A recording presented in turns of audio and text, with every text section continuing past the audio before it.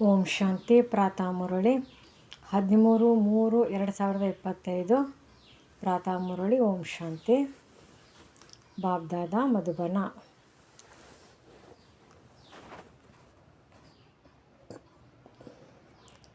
ಮಧುರ ಮಕ್ಕಳೇ, ಪದವಿಗೆ ಆಧಾರ ವಿದ್ಯೆಯಾಗಿದೆ. ಯಾರು ಹಳೆಯ ಭಕ್ತರಿರುತ್ತಾರೆ ಅವರು ಚೆನ್ನಾಗಿ ಓದುತ್ತಾರೆ ಮತ್ತು ಒಳ್ಳೆಯ ಪದವಿಯನ್ನು ಪಡೆಯುತ್ತಾರೆ. ಪ್ರಶ್ನೆ: ಯಾರು ತಂದೆಯ ನೆನಪಿನಲ್ಲಿರುತ್ತಾರೆ ಅವರ ಲಕ್ಷಣಗಳು ಏನಾಗಿರುತ್ತದೆ? ಉತ್ತರ: ನೆನಪಿನಲ್ಲಿ ಇರುವಂಥವರಲ್ಲಿ ಒಳ್ಳೆಯ ಗುಣಗಳಿರುತ್ತವೆ. ಅವರು ಪವಿತ್ರರಾಗುತ್ತಾ ಹೋಗುತ್ತಾರೆ. ರಾಯಲ್ಟಿ ಬರುತ್ತಾ ಹೋಗುತ್ತದೆ. ಪರಸ್ಪರರಲ್ಲಿ ಮಧುರ ಕ್ಷೀರಖಂಡವಾಗಿರುತ್ತಾರೆ. ಅನ್ಯರನ್ನು ನೋಡದೆ ಸ್ವಯಂವನ್ನು ನೋಡಿಕೊಳ್ಳುತ್ತಾರೆ. ಯಾರು ಮಾಡುತ್ತಾರೆಯೋ ಅವರು ಪಡೆಯುತ್ತಾರೆಂಬುದು ಅವರ ಬುದ್ಧಿಯಲ್ಲಿ ಇರುತ್ತದೆ. ಓಂ ಶಾಂತಿ. ಭಾರತದ ಆದಿ ಸನಾತನ ದೇವಿ ದೇವತಾ ಧರ್ಮದ ಶಾಸ್ತ್ರ ಗೀತೆಯಾಗಿದೆ ಎಂಬುದನ್ನು ತಂದೆಯು ನೀವು ಮಕ್ಕಳಿಗೆ ತಿಳಿಸಿದ್ದಾರೆ. ಈ ಗೀತೆಯನ್ನು ಯಾರು ನುಡಿದರೆಂಬುದನ್ನು ಯಾರೂ ತಿಳಿದುಕೊಂಡಿಲ್ಲ. ಇದು ಜ್ಞಾನದ ಮಾತಾಗಿದೆ. ಈ ಹೋಲಿ ಮುಂತಾದ ಹಬ್ಬಗಳು ಯಾವುದೆಲ್ಲ ಇವೆಯೋ ಅವು ನಮ್ಮ ಹಬ್ಬಗಳು ಅಲ್ಲ. ಇವೆಲ್ಲವೂ ಭಕ್ತಿ ಮಾರ್ಗದ ಹಬ್ಬಗಳಾಗಿವೆ. ಹಬ್ಬ ಎಂದರೆ ಕೇವಲ ಒಂದೇ ತ್ರಿಮೂರ್ತಿ ಶಿವಜಯಂತಿಯಾಗಿದೆ ಅಷ್ಟೇ. ಕೇವಲ ಶಿವಜಯಂತಿ ಎಂದು ಸಹ ಹೇಳಬಾರದು. ತ್ರಿಮೂರ್ತಿ ಎಂಬ ಅಕ್ಷರವನ್ನು ಹಾಕಲಿಲ್ಲವೆಂದರೆ ಮನುಷ್ಯರು ತಿಳಿದುಕೊಳ್ಳುವುದಿಲ್ಲ. ಹೇಗೆ ತ್ರಿಮೂರ್ತಿಯ ಚಿತ್ರವಿದೆ, ಕೆಳಗಡೆ ದೈವಿ ಸ್ವರಾಜ್ಯ ನಿಮ್ಮ ಜನ್ಮಸಿದ್ಧ ಅಧಿಕಾರವೆಂದು ಬರೆಯುತ್ತೀರಿ. ಶಿವ ಭಗವಂತ ತಂದೆಯೂ ಸಹ ಆಗಿದ್ದಾರಲ್ಲವೇ? ಅವರು ಅವಶ್ಯವಾಗಿ ಬಂದು ಸ್ವರ್ಗದ ಮಾಲೀಕರನ್ನಾಗಿ ಮಾಡುತ್ತಾರೆ. ರಾಜಯೋಗವನ್ನು ಕಲಿಯುವುದರಿಂದಲೇ ಸ್ವರ್ಗಕ್ಕೆ ಮಾಲೀಕರಾಗುವುದು. ಚಿತ್ರದ ಒಳಗಡೆ ಬಹಳ ಜ್ಞಾನವಿದೆ. ಚಿತ್ರಗಳನ್ನು ಈ ರೀತಿ ಮಾಡಬೇಕು. ಅದನ್ನು ನೋಡಿ ಮನುಷ್ಯರಿಗೆ ಆಶ್ಚರ್ಯವಾಗಬೇಕು. ಅವರಲ್ಲಿಯೂ ಯಾರು ಬಹಳಷ್ಟು ಭಕ್ತಿಯನ್ನು ಮಾಡಿರುತ್ತಾರೆಯೋ ಅವರೇ ಬಹಳ ಚೆನ್ನಾಗಿ ಜ್ಞಾನವನ್ನು ಅರ್ಥ ಮಾಡಿಕೊಳ್ಳುತ್ತಾರೆ. ಕಡಿಮೆ ಭಕ್ತಿ ಮಾಡಿರುವಂಥವರು ಜ್ಞಾನವನ್ನು ಸಹ ಕಡಿಮೆ ತಿಳಿದುಕೊಳ್ಳುತ್ತಾರೆ. ಕಡಿಮೆ ಪದವಿಯನ್ನೇ ಪಡೆಯುತ್ತಾರೆ. ದಾಸ ದಾಸಿಯರಲ್ಲಿಯೂ ಸಹ ನಂಬರ್ ವಾರ್ ಇರುತ್ತಾರಲ್ಲವೇ? ಎಲ್ಲವೂ ವಿದ್ಯೆಯನ್ನೇ ಅವಲಂಬಿಸಿದೆ. ನಿಮ್ಮಲ್ಲಿಯೂ ಸಹ ಕೆಲವರೇ ಬಹಳ ಚೆನ್ನಾಗಿ ಯುಕ್ತಿಯಿಂದ ಮಾತನಾಡಲು ಸಾಧ್ಯವಿದೆ. ಒಳ್ಳೆಯ ಮಕ್ಕಳ ಚಲನವಲನವೂ ಸಹ ಚೆನ್ನಾಗಿರುತ್ತದೆ. ಗುಣವೂ ಸಹ ಚೆನ್ನಾಗಿರಬೇಕು. ಎಷ್ಟು ತಂದೆಯ ನೆನಪಿನಲ್ಲಿರುತ್ತೀರೋ ಅಷ್ಟು ಪವಿತ್ರರಾಗುತ್ತಾ ಹೋಗುತ್ತೀರಿ ಮತ್ತು ಘನತೆಯೂ ಸಹ ಬರುತ್ತಾ ಹೋಗುತ್ತದೆ. ಕೆಲವೊಮ್ಮೆ ಶೂದ್ರರ ನಡತೆಯು ಬಹಳ ಚೆನ್ನಾಗಿರುತ್ತದೆ. ಆದರೆ ಬ್ರಾಹ್ಮಣ ಮಕ್ಕಳ ಚಲನೆಯು ಹೇಗಿರುತ್ತದೆ ಎಂದರೆ ಕೇಳಲೇಬೇಡಿ. ಆದ್ದರಿಂದ ಅವರುಗಳು ಇವರಿಗೆ ಈಶ್ವರನು ಓದಿಸುತ್ತಾರೆಯೇ ಎಂದು ಕೇಳುತ್ತಾರೆ. ಆದ್ದರಿಂದ ಮಕ್ಕಳ ನಡತೆಯು ಈ ರೀತಿ ಇರಬಾರದು. ಬಹಳ ಮಧುರ ಕ್ಷೀರಖಂಡವಾಗಿರಬೇಕು. ಯಾರು ಮಾಡುತ್ತಾರೆಯೋ ಅವರೇ ಪಡೆಯುತ್ತಾರೆ. ಮಾಡಲಿಲ್ಲವೆಂದರೆ ಪಡೆಯುವುದಿಲ್ಲ. ತಂದೆಯು ಚೆನ್ನಾಗಿ ತಿಳಿಸಿಕೊಡುತ್ತಿರುತ್ತಾರೆ. ಮೊಟ್ಟ ಮೊದಲು ಬೇಹದ್ದಿನ ತಂದೆಯ ಪರಿಚಯವನ್ನು ಕೊಡುತ್ತಾ ಇರಿ. ತ್ರಿಮೂರ್ತಿಯ ಚಿತ್ರವು ಬಹಳ ಚೆನ್ನಾಗಿದೆ. ಸ್ವರ್ಗ ಮತ್ತು ನರಕವು ಎರಡೂ ಕಡೆ ಇದೆ. ಗೋಲದಲ್ಲಿಯೂ ಸಹ ಇದು ಸ್ಪಷ್ಟವಾಗಿದೆ.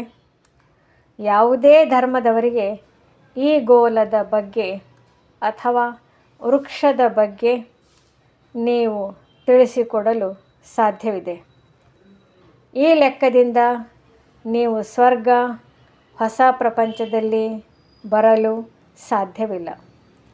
ಯಾವುದು ಎಲ್ಲದಕ್ಕಿಂತ ಶ್ರೇಷ್ಠ ಧರ್ಮವಿತ್ತೋ, ಎಲ್ಲದಕ್ಕಿಂತ ಸಾಹುಕಾರರಾಗಿದ್ದೀರೋ ಅವರೇ ಎಲ್ಲರಿಗಿಂತ ಬಡವರಾಗಿದ್ದಾರೆ. ಯಾರು ಮೊಟ್ಟ ಮೊದಲು ಇದ್ದರೂ ಅವರ ಸಂಖ್ಯೆಯು ಸಹ ಹೆಚ್ಚಾಗಿರಬೇಕು. ಆದರೆ ಹಿಂದೂ ಜನರು ಬೇರೆ ಬೇರೆ ಧರ್ಮಗಳಲ್ಲಿ ಬಹಳ ಮತಾಂತರಗೊಂಡಿದ್ದಾರೆ. ತಮ್ಮ ಧರ್ಮವನ್ನು ತಿಳಿದುಕೊಳ್ಳದೇ ಇರುವ ಕಾರಣ ಬೇರೆ ಬೇರೆ ಧರ್ಮಗಳಲ್ಲಿ ಹೊರಟು ಹೋಗಿದ್ದಾರೆ ಅಥವಾ ಹಿಂದೂ ಧರ್ಮವೆಂದು ಹೇಳಿಬಿಡುತ್ತಾರೆ. ತಮ್ಮ ಧರ್ಮವನ್ನೇ ತಿಳಿದುಕೊಂಡಿಲ್ಲ.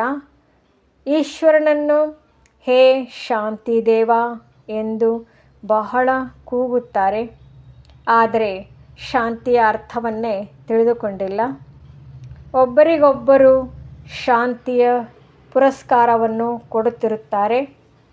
ಇಲ್ಲಿ ನೀವು ವಿಶ್ವದಲ್ಲಿ ಶಾಂತಿಯನ್ನು ಸ್ಥಾಪನೆ ಮಾಡಲು ನಿಮಿತ್ತರಾಗಿರುವ ಮಕ್ಕಳಿಗೆ ತಂದೆಯು ವಿಶ್ವ ರಾಜ್ಯದ ಉಡುಗೊರೆಯನ್ನು ಕೊಡುತ್ತಾರೆ. ಈ ಬಹುಮಾನವು ಸಹ ನಂಬರ್ವಾರ್ ಪುರುಷಾರ್ಥದನುಸಾರ ಸಿಗುತ್ತದೆ. ನೀಡುವಂಥವರು ಭಗವಂತ ತಂದೆಯಾಗಿದ್ದಾರೆ. ಬಹುಮಾನವು ಎಷ್ಟು ದೊಡ್ಡದಾಗಿದೆ. ಸೂರ್ಯವಂಶಿ ರಾಜ್ಯ. ಈಗ ನೀವು ಮಕ್ಕಳ ಬುದ್ಧಿಯಲ್ಲಿ ಇಡೀ ವಿಶ್ವದ ಚರಿತ್ರೆ, ಭೂಗೋಳ, ವರ್ಣಗಳು ಮುಂತಾದುದೆಲ್ಲವೂ ಇದೆ. ವಿಶ್ವದ ರಾಜ್ಯವನ್ನು ತೆಗೆದುಕೊಳ್ಳಬೇಕೆಂದರೆ ಸ್ವಲ್ಪ ಪರಿಶ್ರಮವನ್ನು ಸಹ ಪಡೆಯಬೇಕಾಗಿದೆ. ವಿಷಯವಂತೂ ಬಹಳ ಸಹಜವಾಗಿದೆ. ಶಿಕ್ಷಕರು ಯಾವ ಕೆಲಸವನ್ನು ಕೊಡುತ್ತಾರೆ ಅದನ್ನು ಮಾಡಿ ತೋರಿಸಬೇಕು. ಅಂದಾಗ ಯಾರು ಪೂರ್ಣ ಜ್ಞಾನಿಗಳಾಗಿದ್ದಾರೆ, ಯಾರಲ್ಲಿ ಪೂರ್ಣ ಜ್ಞಾನವಿದೆಯೆಂದು ತಂದೆಯು ನೋಡುತ್ತಾರೆ. ಕೆಲವು ಮಕ್ಕಳಂತೂ ಮುರಳಿಯ ಬಗ್ಗೆ ಸಹ ಗಮನವನ್ನೇ ಕೊಡುವುದಿಲ್ಲ. ನಿತ್ಯವೂ ಮುರಳಿಯನ್ನು ಓದುವುದಿಲ್ಲ. ಯಾರು ಮುರಳಿಯನ್ನು ಓದುವುದಿಲ್ಲವೋ ಅವರು ಯಾರ ಕಲ್ಯಾಣವನ್ನು ಮಾಡುತ್ತಾರೆ? ಬಹಳ ಮಕ್ಕಳು ಯಾರದೇ ಕಲ್ಯಾಣ ಮಾಡುವುದಿಲ್ಲ, ತನ್ನದು ಮಾಡಿಕೊಳ್ಳುವುದಿಲ್ಲ, ಅನ್ಯರದನ್ನೂ ಮಾಡುವುದಿಲ್ಲ. ಆದ್ದರಿಂದ ಕುದುರೆ ಸವಾರರು ಕಾಲಾಳುಗಳು ಎಂದು ಕರೆಯಲಾಗುತ್ತದೆ. ಕೆಲವರಷ್ಟೇ ಮಹಾರಥಿಗಳು. ಯಾರ್ಯಾರು ಮಹಾರಥಿಗಳೆಂದು ಸ್ವಯಂ ಸಹ ತಿಳಿದುಕೊಳ್ಳಲು ಸಾಧ್ಯವಿದೆ. ಬಾಬಾ ಗುಲ್ಜಾರ್ ಅವರನ್ನು, ಕುಮಾರಿಕಾ ಅವರನ್ನು, ಮನೋಹರ ಅವರನ್ನು ಕಳಿಸಿಕೊಡಿ ಎಂದು ಕೇಳುತ್ತಾರೆ. ಏಕೆಂದರೆ ಸ್ವಯಂ ಕುದುರೆ ಸವಾರರಾಗಿರುತ್ತಾರೆ. ಅವರು ಮಹಾರಥಿಗಳಾಗಿದ್ದಾರೆ. ತಂದೆಯು ಎಲ್ಲ ಮಕ್ಕಳನ್ನು ಚೆನ್ನಾಗಿ ತಿಳಿದುಕೊಳ್ಳಲು ಸಾಧ್ಯವಿದೆ. ಯಾರ ಮೇಲಾದರೂ ಗ್ರಹಚಾರವು ಕುಳಿತುಕೊಳ್ಳುತ್ತದೆಯಲ್ಲವೇ?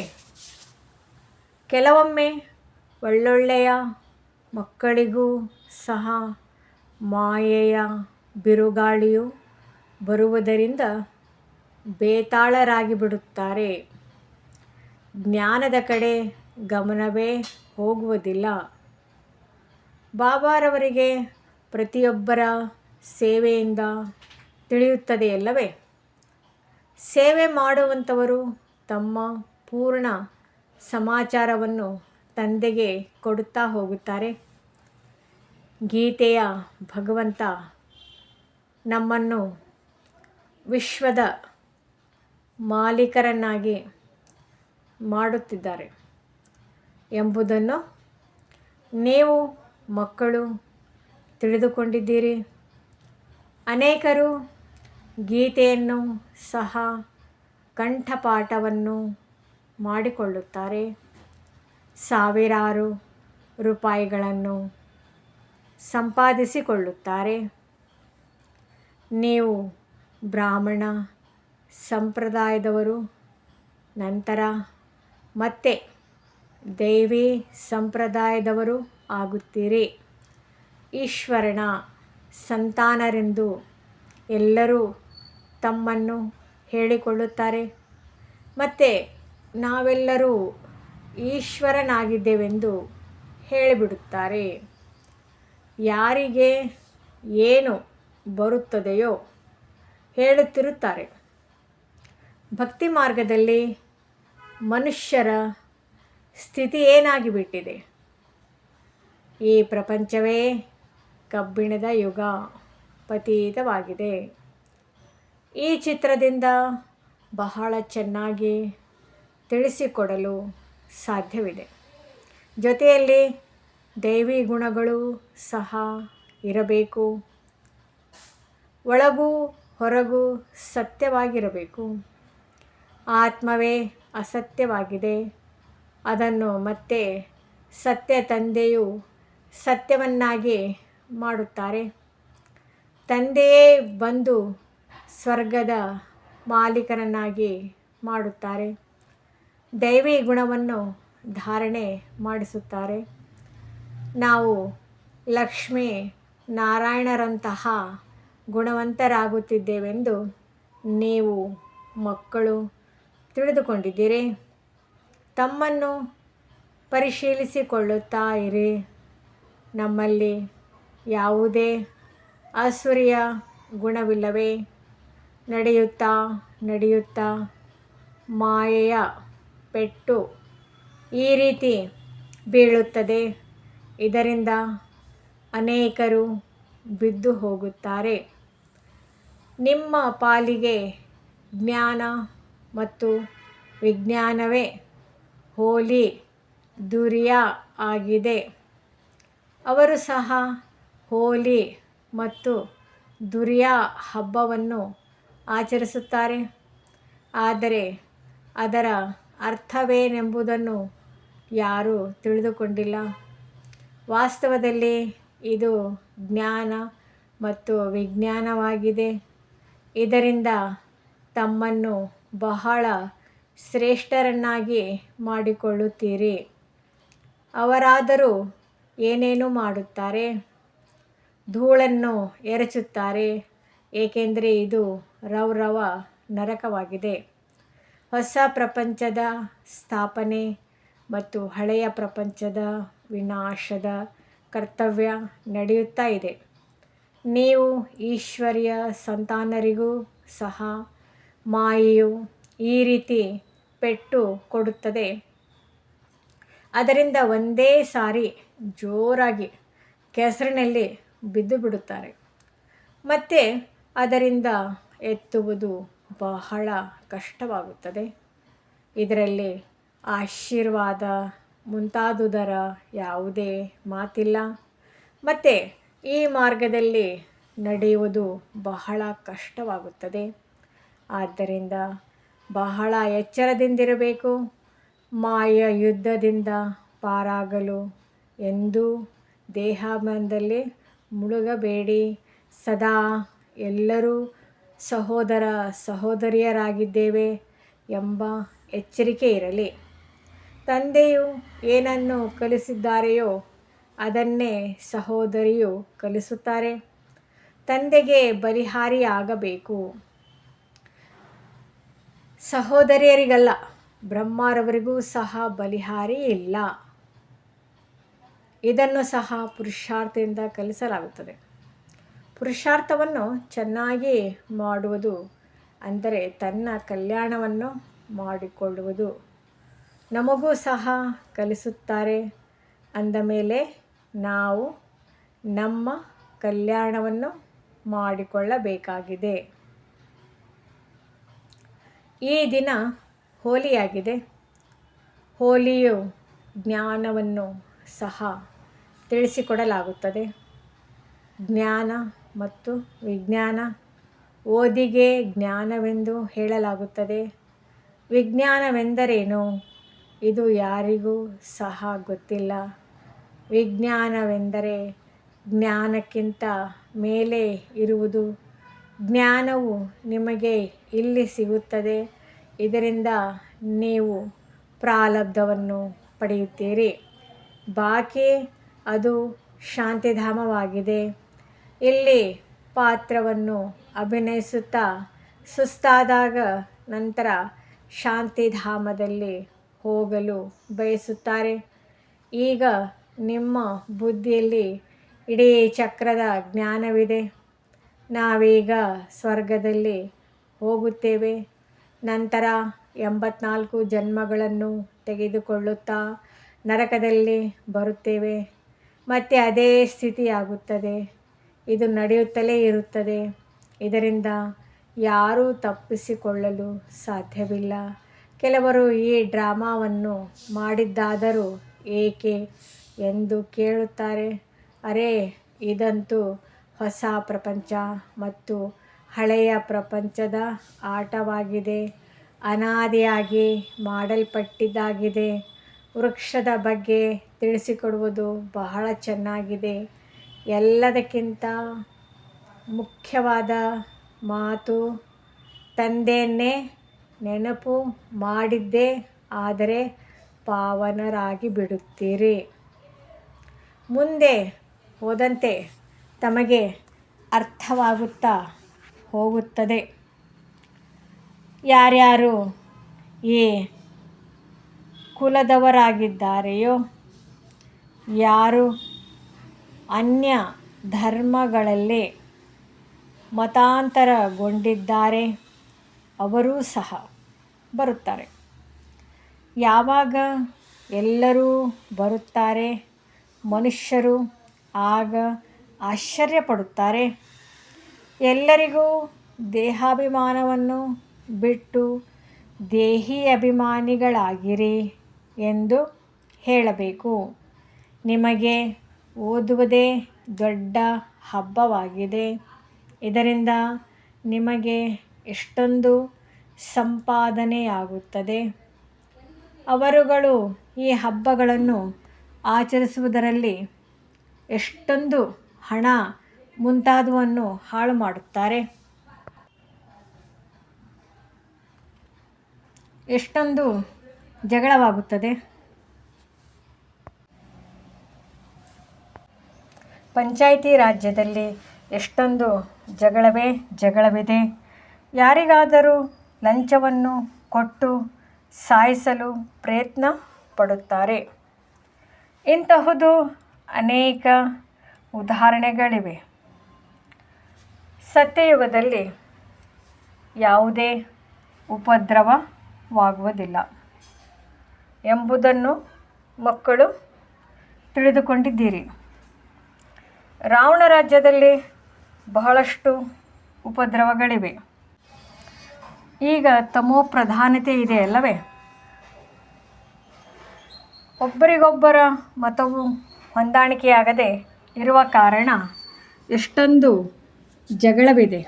ಆದ್ದರಿಂದ ಈ ಹಳೆಯ ಪ್ರಪಂಚವನ್ನು ಮರೆತು ಒಂಟಿಯಾಗಿ ಬಿಡಿ, ಮನೆಯನ್ನು ನೆನಪು ಮಾಡಿ ಎಂದು ತಂದೆಯು ಹೇಳುತ್ತಾರೆ. ತಮ್ಮ ಸುಖಧಾಮವನ್ನು ನೆನಪು ಮಾಡಿ. ಯಾರೊಂದಿಗೂ ಹೆಚ್ಚು ಮಾತನ್ನು ಸಹ ಮಾತನಾಡಬೇಡಿ. ಇಲ್ಲವೆಂದರೆ ಬಹಳ ಹಾನಿಯಾಗುತ್ತದೆ. ಬಹಳ ಮಧುರವಾಗಿ ಶಾಂತಿ ಪ್ರೀತಿಯಿಂದ ಮಾತನಾಡುವುದು ಒಳ್ಳೆಯದು.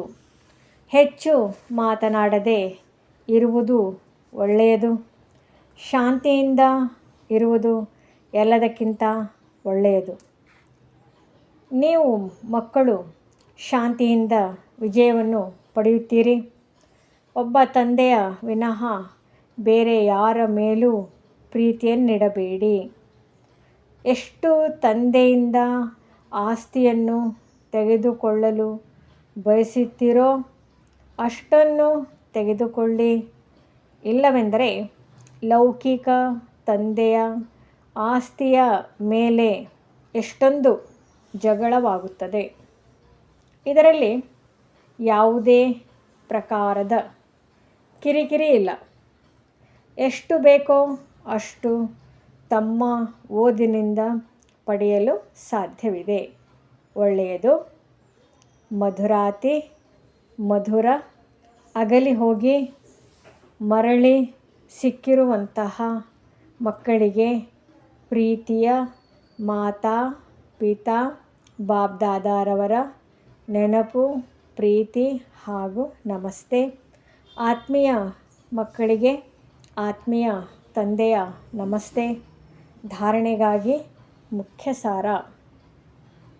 1ನೇದು, ಸತ್ಯ ತಂದೆ ಸತ್ಯವಂತರನ್ನಾಗಿ ಮಾಡಲು ಬಂದಿದ್ದಾರೆ. ಆದ್ದರಿಂದ ಸತ್ಯವಂತರಾಗಿ ನಡೆಯಬೇಕು. ನನ್ನಲ್ಲಿ ಯಾವುದೇ ಆಸುರಿ ಗುಣವಿಲ್ಲವೇ ಎಂದು ತನ್ನನ್ನು ನೋಡಿಕೊಳ್ಳಬೇಕು. ನಾನು ಹೆಚ್ಚು ಮಾತನಾಡುತ್ತಿಲ್ಲವೇ? ಬಹಳ ಮಧುರವಾಗಿ ಶಾಂತಿ ಮತ್ತು ಪ್ರೀತಿಯಿಂದ ಮಾತನಾಡಬೇಕು. 2ನೇದು, ಮುರಳಿಯ ಮೇಲೆ ಪೂರ್ಣ ಗಮನವನ್ನು ಕೊಡಬೇಕು. ನಿತ್ಯವೂ ಮುರಳಿಯನ್ನು ಓದಬೇಕು. ತನ್ನ ಮತ್ತು ಅನ್ಯರ ಕಲ್ಯಾಣ ಮಾಡಬೇಕು. ಶಿಕ್ಷಕರು ಯಾವ ಕೆಲಸವನ್ನು ಕೊಡುತ್ತಾರೆ ಅದನ್ನು ಮಾಡಿ ತೋರಿಸಬೇಕು. ವರದಾನ. ಹೋಲಿ ಶಬ್ದದ ಅರ್ಥ ಜೀವನದಲ್ಲಿ ತಂದು ಪುರುಷಾರ್ಥದ ತೀವ್ರತೆಯನ್ನು ಹೆಚ್ಚಿಸುವಂತಹ ತೀವ್ರ ಪುರುಷಾರ್ಥಿ ಭವ. ಹೋಲಿ ಅರ್ಥಾತ್ ಯಾವ ಮಾತು ಆಗಿ ಹೋಯಿತು, ಕಳೆದು ಹೋಯಿತು ಅದನ್ನು ಸಂಪೂರ್ಣವಾಗಿ ಸಮಾಪ್ತಿ ಮಾಡುವುದು. ಕಳೆದು ಹೋಗಿರುವುದನ್ನು ಬಿಟ್ಟು ಮುಂದುವರಿಯುವುದೇ ಹೋಲಿ ಆಚರಿಸುವುದಾಗಿದೆ. ಕಳೆದು ಹೋಗಿರುವ ಮಾತನ್ನು ಈ ರೀತಿ ಅನುಭವ ಮಾಡಿ, ಹೇಗೆ ಬಹಳ ಹಳೆಯದು, ಯಾವುದೋ ಜನ್ಮದ ಮಾತಾಗಿದೆ. ಯಾವಾಗ ಈ ಸ್ಥಿತಿಯಾಗುತ್ತದೆ ಆಗ ಪುರುಷಾರ್ಥದ ತೀವ್ರತೆ ಹೆಚ್ಚಾಗುವುದು. ತಮ್ಮದು ಅಥವಾ ಅನ್ಯ ಕಳೆದು ಹೋಗಿರುವ ಮಾತುಗಳನ್ನು ಎಂದೂ ಚಿಂತನೆ ಮಾಡಬೇಡಿ. ಚಿತ್ತ ಬುದ್ಧಿಯಲ್ಲಿಟ್ಟುಕೊಳ್ಳಬೇಡಿ ಮತ್ತು ವರ್ಣನೆಯಂತೂ ಎಂದೂ ಮಾಡಬೇಡಿ. ಆಗಲೇ ತೀವ್ರ ಪುರುಷಾರ್ಥಿಯಾಗಲು ಸಾಧ್ಯ. ಸ್ಲೋಗನ್. ಸ್ನೇಹವೇ ಸಹಜ ನೆನಪಿನ ಸಾಧನವಾಗಿದೆ. ಆದ್ದರಿಂದ ಸದಾ ಸ್ನೇಹಿಯಾಗಿರಿ ಮತ್ತು ಸ್ನೇಹಿಯರನ್ನಾಗಿ ಮಾಡಿ.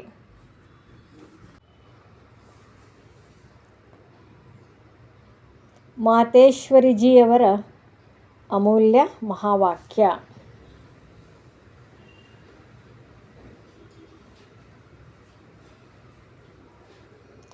ಗುಪ್ತ ಬಾಂಧೇಲಿ ಗೋಪಿಕೆಯರ ಗಾಯನವಾಗಿದೆ. ಗೀತೆ. ಬಿನ್ ದೇಖೆ ಪ್ಯಾರ್ ಕरूं, ಘರ್ बैठे ಯಾದ್ ಕरूं ಅಂದರೆ ನೋಡದೆ ಪ್ರೀತಿ ಮಾಡುವೆ, ಮನೆಯಲ್ಲಿ ಕುಳಿತು ನೆನಪು ಮಾಡುವೆ ಎಂದರ್ಥ. ಈ ಗೀತೆಯನ್ನು ಯಾರೋ ಬಂಧನದಲ್ಲಿರುವ ಗೋಪಿಕೆ ಪ್ರೀತಿಯಿಂದ ಹಾಡಿರುವುದಾಗಿದೆ. ಇದಾಗಿದೆ ಕಲ್ಪಕಲ್ಪದ ವಿಚಿತ್ರ ಆಟ. ನೋಡದೆ ಪ್ರೀತಿ ಮಾಡುತ್ತಾರೆ. ಪ್ರಪಂಚದವರಿಗೆ ಪಾಪ ಏನು ಗೊತ್ತು, ಕಲ್ಪದ ಹಿಂದಿನ ಪಾತ್ರ ಪುನರಾವರ್ತನೆಯಾಗುತ್ತಿದೆ ಎಂದು. ಆದರೆ ಆ ಗೋಪಿಕೆಯರ ಮನೆ ಮಠ ಬಿಟ್ಟಿಲ್ಲ, ಆದರೆ ನೆನಪಿನಲ್ಲೇ ಕರ್ಮ ಬಂಧನವನ್ನು ಚುಕ್ತು ಮಾಡುತ್ತಿದ್ದಾರೆ ಎಂದು. ಆದ್ದರಿಂದ ಇವರು ಎಷ್ಟು ಖುಷಿಯಿಂದ ಝೂಮ್ ಝೂಮ್ ಎಂದು ಖುಷಿಯಿಂದ ಹಾಡುತ್ತಿದ್ದಾರೆ. ಆದ್ದರಿಂದ ವಾಸ್ತವದಲ್ಲಿ ಮನೆ ಬಿಡುವಂತಹ ಮಾತಲ್ಲ. ಮನೆಯಲ್ಲೇ ಕುಳಿತು ನೋಡದೆ ಆ ಸುಖದಲ್ಲಿರುತ್ತಾ ಸೇವೆ ಮಾಡಬೇಕು. ಯಾವ ಸೇವೆ ಮಾಡಬೇಕು? ಪವಿತ್ರರನ್ನಾಗಿ ಮಾಡುವಂತಹ ನಿಮಗೆ ಈಗ 3ನೇ ನೇತ್ರ ಸಿಕ್ಕಿದೆ. ಆದಿಯಿಂದ ಹಿಡಿದು ಅಂತ್ಯದವರೆಗೆ ಬೀಜ ಮತ್ತು ವೃಕ್ಷದ ರಹಸ್ಯ ನಿಮ್ಮ ದೃಷ್ಟಿಯಲ್ಲಿದೆ. ಆದ್ದರಿಂದ ಬಲಿಹಾರಿ ಈ ಜೀವನದ್ದಾಗಿದೆ. ಈ ಜ್ಞಾನದ ಮೂಲಕ 21 ಜನ್ಮಕ್ಕಾಗಿ ಸೌಭಾಗ್ಯವನ್ನು ಮಾಡಿಕೊಳ್ಳುತ್ತಿರುವಿರಿ.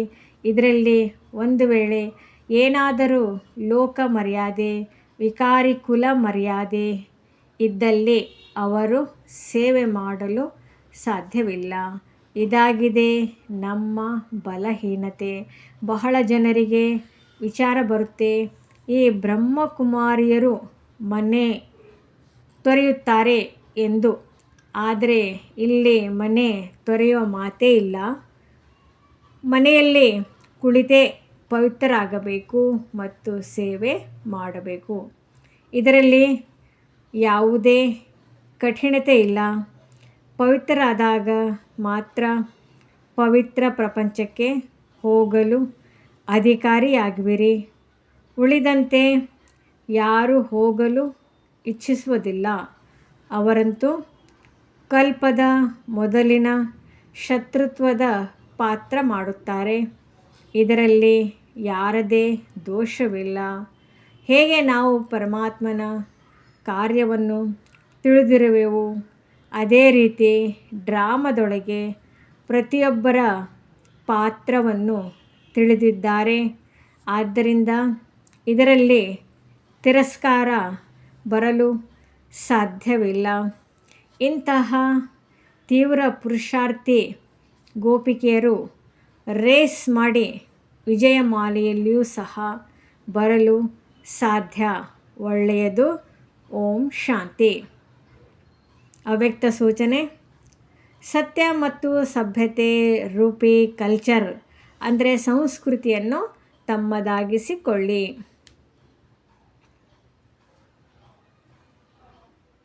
ಏನೆಲ್ಲ ಜ್ಞಾನದ ಗುಹೆಯ ಮಾತುಗಳು ಇದೆ, ಅದನ್ನು ಸ್ಪಷ್ಟ ಮಾಡುವ ವಿಧಿ ನಿಮ್ಮ ಬಳಿ ಬಹಳ ಒಳ್ಳೆಯದು ಇದೆ ಹಾಗೂ ಸ್ಪಷ್ಟೀಕರಣ ಇದೆ.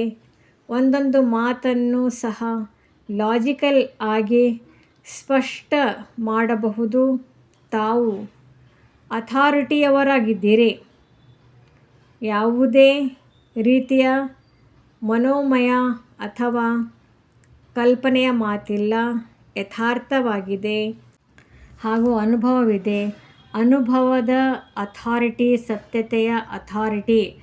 ಎಷ್ಟು ಅಥಾರಿಟಿ ಇದೆ ಅಂದ ಮೇಲೆ ಅಥಾರಿಟಿ ಹಾಗೂ ಸ್ನೇಹ ಎರಡನ್ನೂ ಜೊತೆಯಲ್ಲಿ ಕಾರ್ಯದಲ್ಲಿ